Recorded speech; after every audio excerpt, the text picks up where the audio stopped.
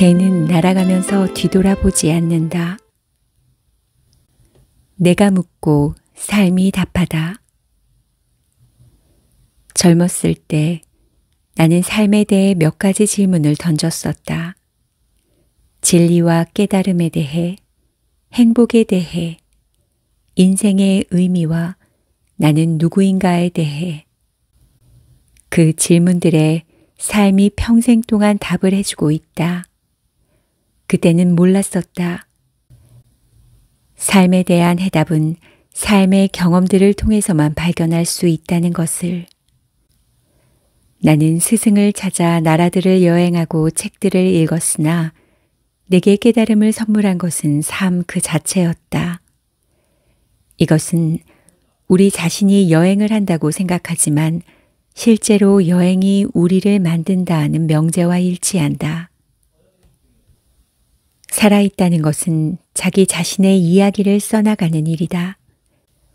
타인의 기대나 정답이 아니라 자기 자신의 답을.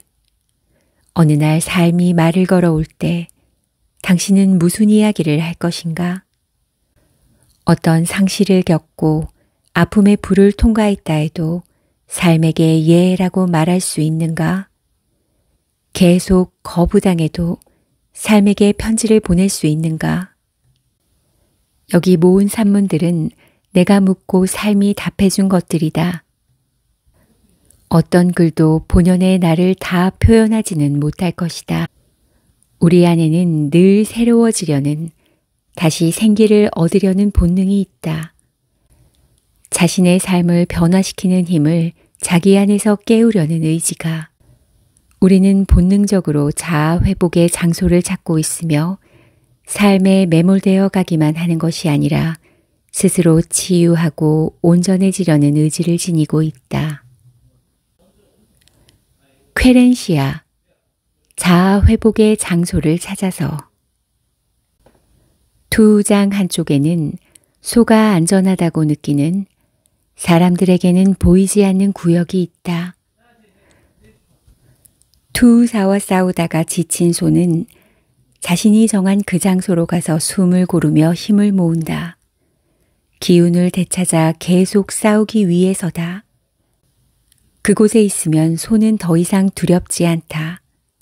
소만 아는 그 자리를 스페인어로 쾌렌시아라고 부른다. 피난처, 안식처라는 뜻이다. 쾌렌시아는 회복의 장소이다. 세상의 위험으로부터 자신이 안전하다고 느끼는 곳, 힘들고 지쳤을 때 기운을 얻는 곳, 본연의 자기 자신에 가장 가까워지는 곳이다. 안전하고 평화로운 나만의 작은 영역. 명상에서는 이 쾌렌시아를 인간 내면에 있는 성소에 비유한다. 명상 역시 자기 안에서 쾌렌시아를 발견하려는 시도이다. 내 삶에 힘든 순간들이 있었다. 그 순간들을 피해 호흡을 고르지 않으면 극단적인 선택을 하거나 부정적인 감정들로 마음이 피폐해질 수 있었다. 그럴 때마다 여행은 나만의 쾌렌시아였다. 여행지에 도착하는 순간 문제들을 내려놓고 온전히 나 자신이 되었으며 마음의 평화를 되찾았다. 그러고 나면 얼마 후 새로운 의욕을 가지고 다시 삶 속으로 뛰어들 수 있었다. 장소만이 아니다. 좋아하는 공간, 가슴뛰를 하는 시간, 사랑하는 이와의 만남, 이 모두가 우리 삶의 쾌렌시아의 역할을 한다.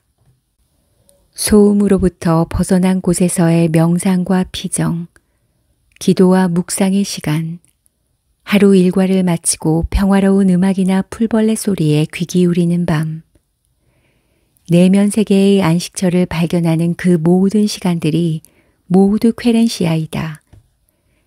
막힌 숨을 트이게 하는 그런 순간들이 없으면 생의 에너지가 메마르고 생각이 거칠어진다. 가장 진실한 자기 자신이 될 수 있는 곳, 그곳이 바로 쾌렌시아이다. 당신에게 쾌렌시아의 시간은 언제인가? 삶에서 소중한 것을 잃었을 때, 매일매일이 단조로워 주위 세계가 무채색으로 보일 때, 사랑하는 사람들로부터 상처받아 심장이 무너질 때, 혹은 정신이 고갈되어 자신이 누구인지 잃어버렸을 때, 그때가 바로 자신의 쾌렌시아를 찾아야 할 때이다. 그곳에서 누구로부터도 어떤 계산으로부터도 방해받지 않는 혼자만의 시간, 자유 영혼의 시간을 가져야 한다.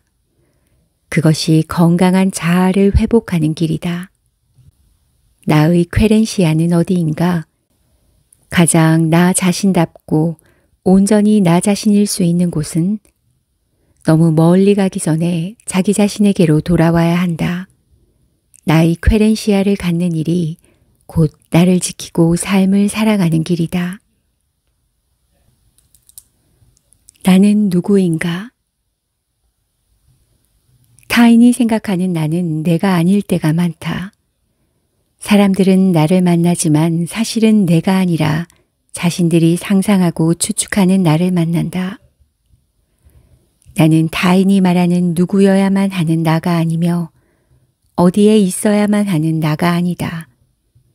나는 살아있는 존재이므로 매 순간 다른 나이고 어디에 있을지 스스로 결정하는 나이다.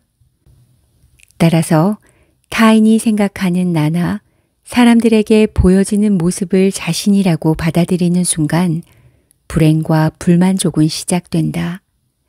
그때 우리는 자신이 가진 변화의 가능성을 부정하게 된다. 우리 자신은 하나로 고정된 존재가 아니라 매 순간 변화하는 무수한 모습의 종합이기 때문이다. 라다크에는 이런 속담이 있다. 호랑이의 줄무늬는 밖에 있고 사람의 줄무늬는 안에 있다. 그 내면의 줄무늬는 타인이 읽어내기 힘들다.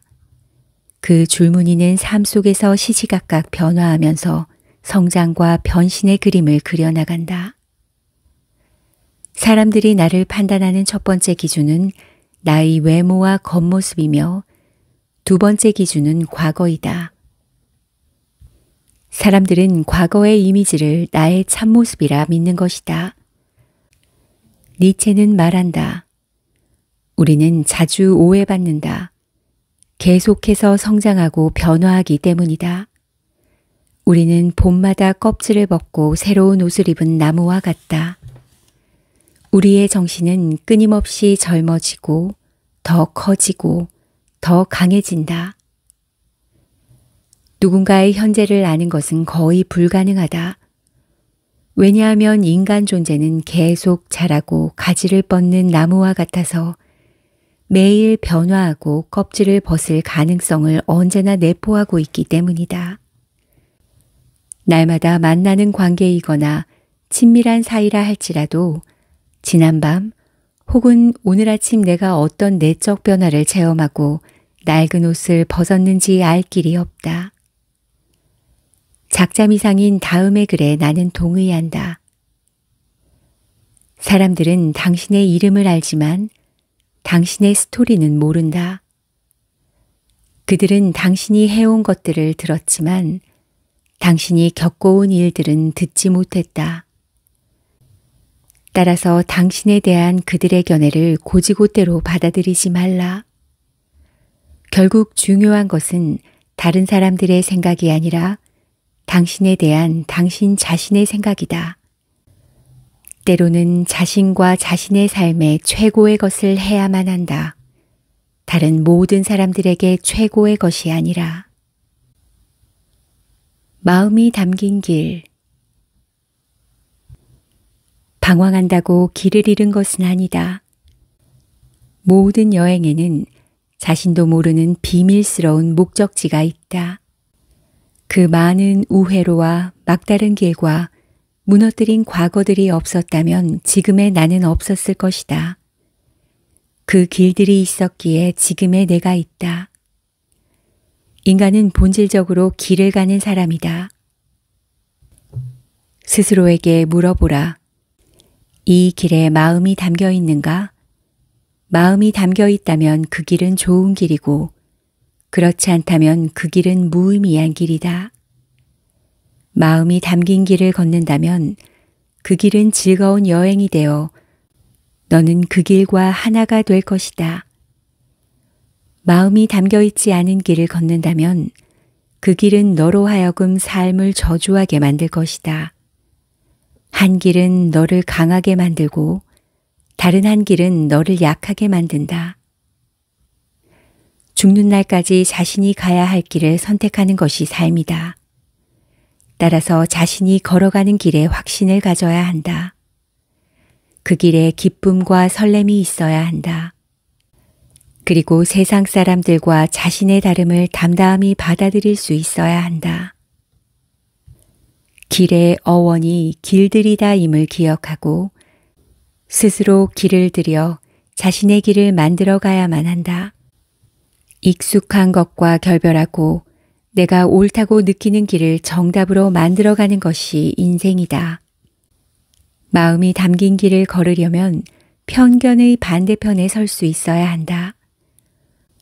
모두에게 사랑받고 모든 사람이 당신의 여행을 이해하리라 기대하지는 말아야 한다. 당신의 길이지 그 사람들의 길이 아니기 때문이다.